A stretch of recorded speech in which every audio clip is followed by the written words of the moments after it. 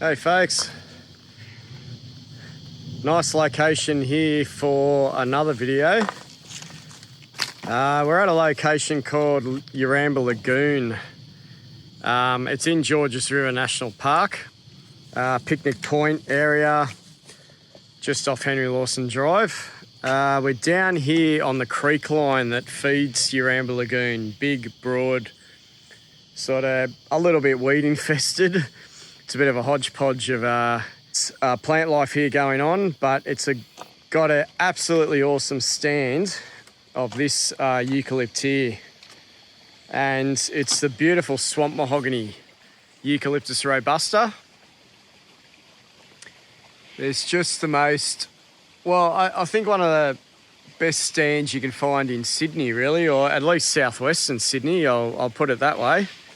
This one in front of me has a trunk about, I'd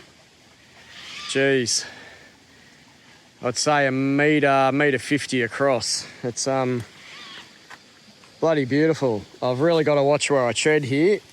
I'm gonna have to get my feet wet for this one. It's got a real furrowed bark, Eucalyptus robusta. This is almost spongy. It's got a really spongy feel to it, and look how thick it is.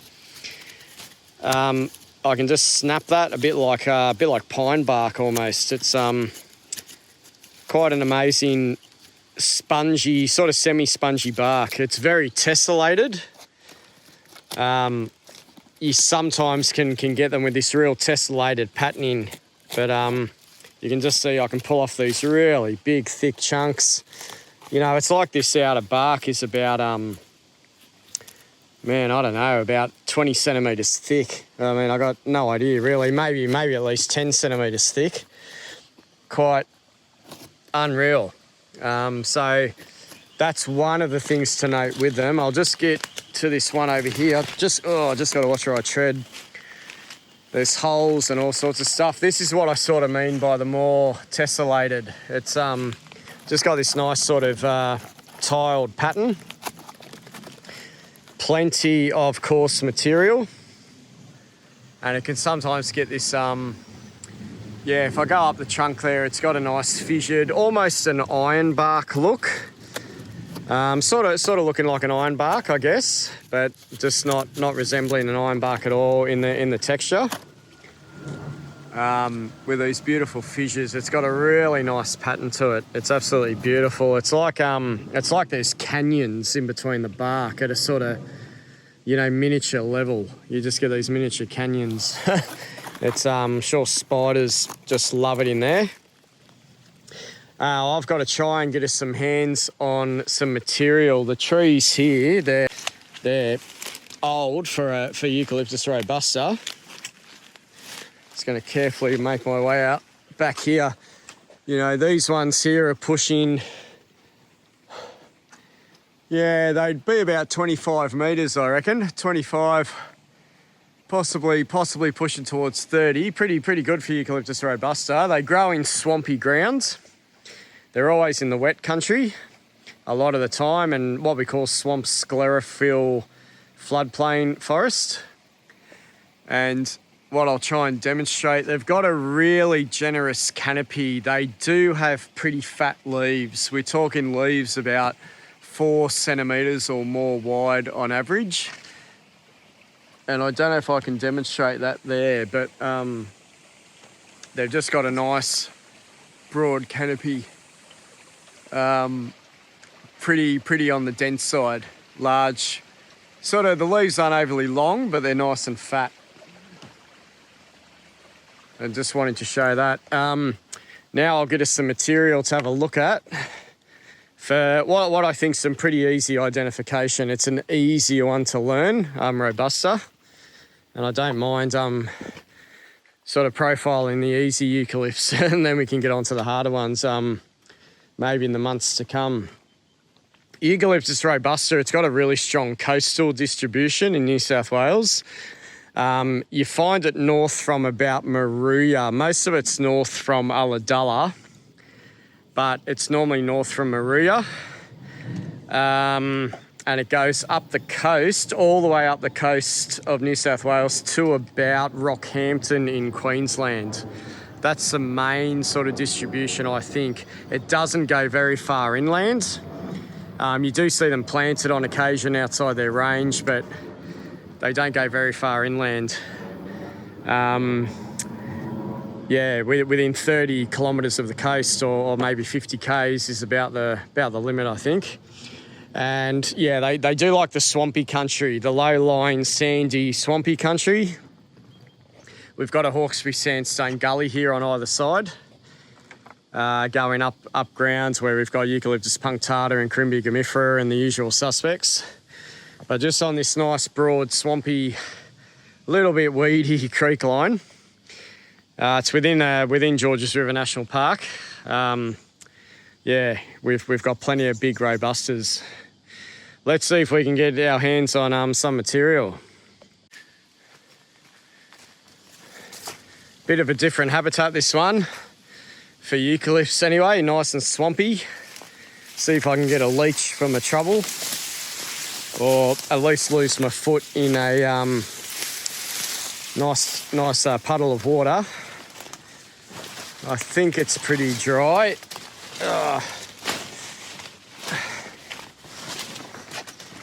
We'll start with some foliage, and there's some saplings here, and I've got to try and get my hands on some buds and fruit. That might not be possible, but we'll see how we go.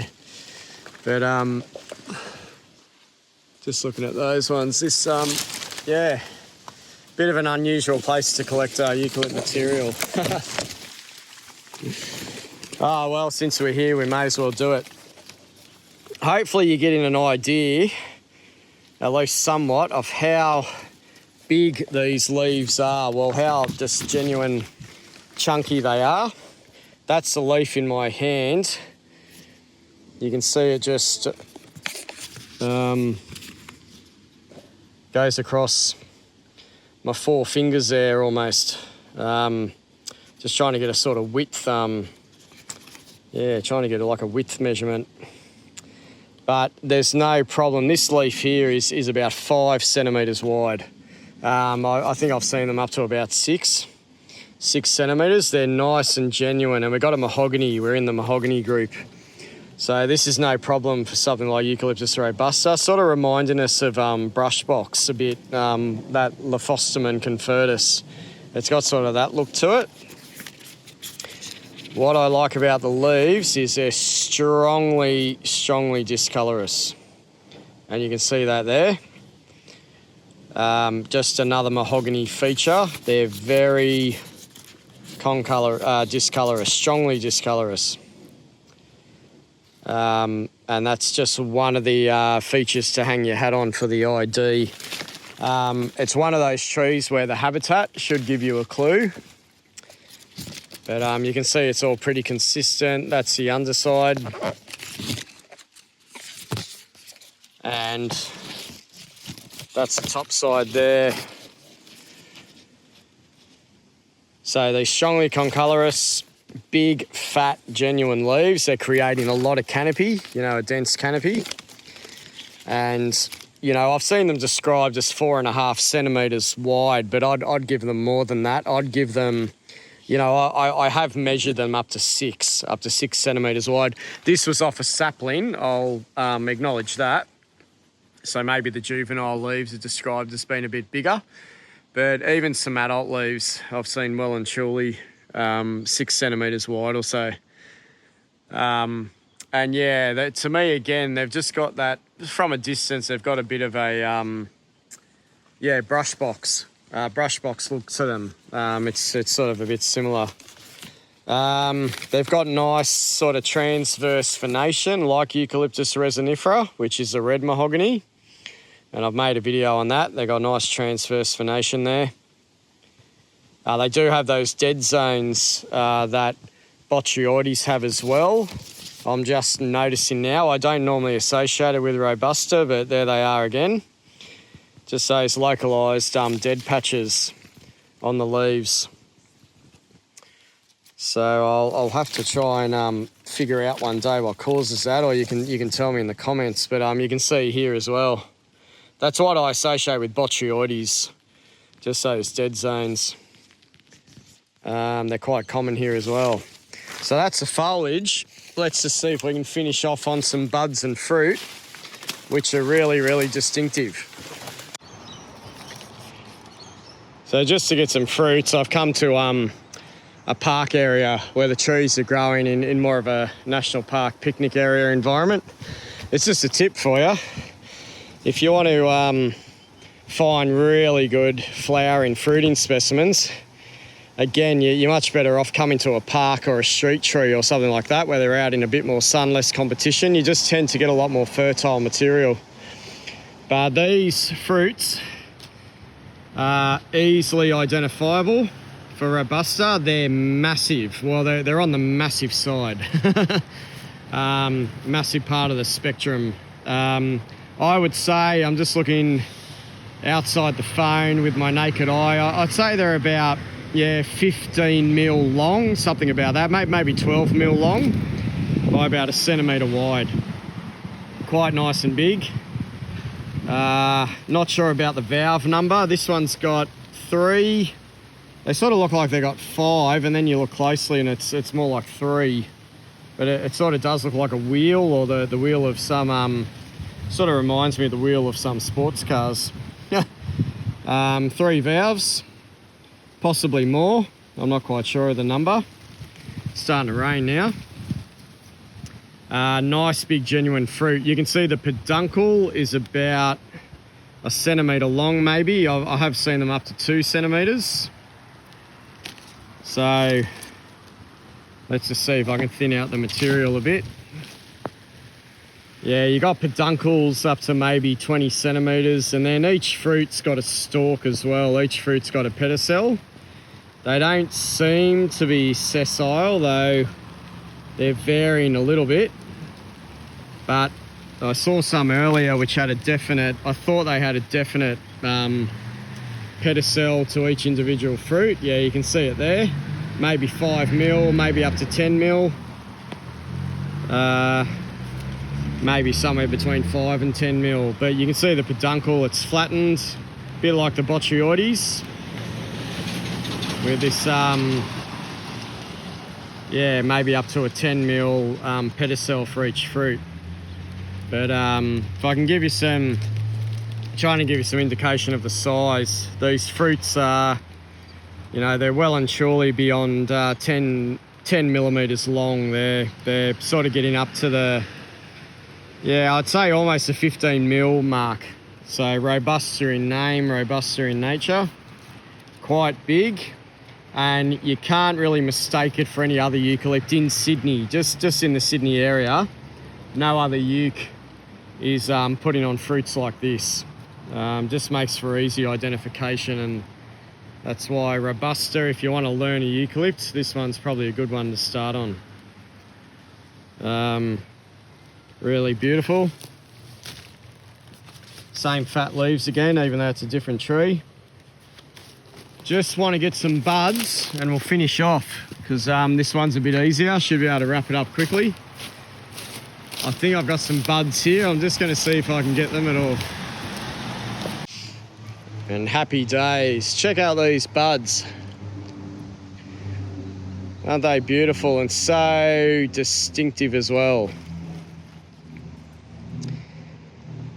Counting the numbers, I'd say I did make a mistake in my Botrytis video. I said buds in 7, but they're actually 7 to 15. But we're in that bracket again for this one. You can see 7. This one I've got 8, I think. Yeah, 8 there. So I'm going to say, without looking, I think Robusta is 7 to 15. I'd say it's in that bracket. 1, 2, 3, 4, 5, 6, 7, 8. There's 8 in that one. So I'm going to assume it's like the Botrytis, and it's meant to be 7 to 15, but it's definitely in that mathematical interval. If you want more info on that, just see my eucalypt theory video where, the flower buds are going from 1 to 3 to 7 to 15 to 31. It's a mathematical progression with each new bud creating 2 additional buds. But what you really notice is the operculum. It's, you know, pretty much, well, some people call it a nipple. And that's maybe the top of a baby's bottle, and that's what it really is. But it's also described as being rostrate. So that's called a rostrate operculum, where it's beaked, where it's got a prominent beak on it. And that's the other thing about robusta. I don't think I've shown any other videos yet where the buds are doing that, where they're putting on this beautiful big beaked operculum. It might be greater than the size of the hypanthium, or more or less the same size. There's a bit of variation there. Maybe it depends how long it extends. But you can just see that beautiful bud cap there. Let me see if I can fuse one off, maybe. Yeah, I can. Yeah, there you go. I've squeezed it off. So that flower's going to open up. I have seen them flowering in autumn before, but we're just at the start of autumn. But you can see that flower's going to open up now that I've squeezed off that bud cap, which I've probably lost now. But there's the flower sitting there underneath. Let me do that again. That was fun. Just squeeze in, sort of putting my thumbnail there and sort of trying to lift off the bud cap. Yeah, it does come off.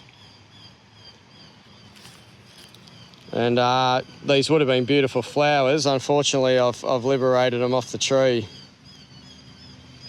So that's what happens. This bud cap gets pushed off. It's a really good eucalypt to demonstrate this. Just the removal of that. Yeah, you can snap that bud cap off there, and that's what's going to happen. It's going to dehisce, and that beautiful flower is going to open up. Wasn't quite ready to go, but that's a beautiful robusta. The big buds, big fruit, big fat leaves, everything about it is robust. It's a very good name for it. Swampy habitat. The overall length of these buds, I would say, is about, yeah, easily 20 mil. Probably not quite an inch, but they're easily not quite 25 mil, but they're 20 mil, I would say. So quite nice and big, yeah. And yeah, I have seen them in full flower in around April. So that's probably easy for you. Eucalyptus robusta, strongly discolorous leaves, nice and fat, swampy habitats. One last note about them, and you can look this up online, and I did see a guy demonstrate this in a presentation. Eucalyptus robusta got taken to... It got taken as a plantation tree overseas, and I think it's the Indonesian region or somewhere like that. And in those rainforest conditions, Eucalyptus robusta generates adventitious roots. It sort of puts on a warped sort of growth habit, and I think they said it puts on adventitious roots and grows slightly in an atypical manner compared to what it grows in Australia.